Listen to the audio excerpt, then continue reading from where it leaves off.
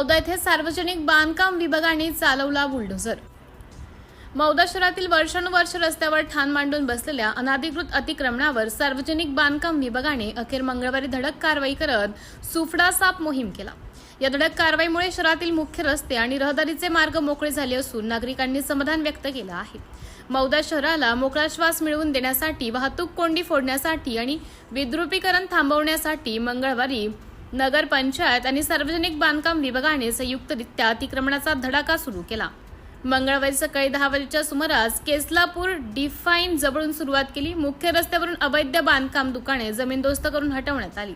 नगरपंचायतचे मुख्य अधिकारी डॉक्टर विवेक मेश्राम आणि सार्वजनिक बांधकाम विभागाचे अभियंता संदीप पाचकवडे यांच्या नेतृत्वात ही मोहीम राबवण्यात आली। प्रशासनाच्या भूमिकेमुळे आणि कारवाईच्या धाकामुळे मोठे दुकानदारांनी व नागरिकांनी आपले शेड आणि सामान बाजूला केले। मौद्यातील मुख्य बाजारपेठ, बसस्थानक परिसर आणि प्रमुख चौक, सार्वजनिक बांधकाम विभाग आणि स्थानिक प्रशासनाच्या संयुक्त पथकाने बुलडोझर आणि कामगारांच्या सहाय्याने पक्के व कच्चे अतिक्रमण जमीनदोस्त केले।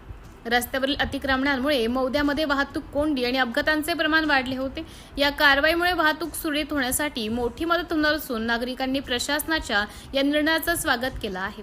पुन्हा नव्याने अतिक्रमण होणार नाही यासाठी प्रशासनाकडून संबंधित जागांवर नियमित गस्त घातली जाणार आहे। तसेच अनधिकृत बांधकाम करणाऱ्यांवर दंडात्मक कारवाईचा इशाराही यावेळी देण्यात आला आहे। सिटी इंडिया न्यूज साठी जिल्हा उपसंपादक अनिल ढोलवार, नागपूर।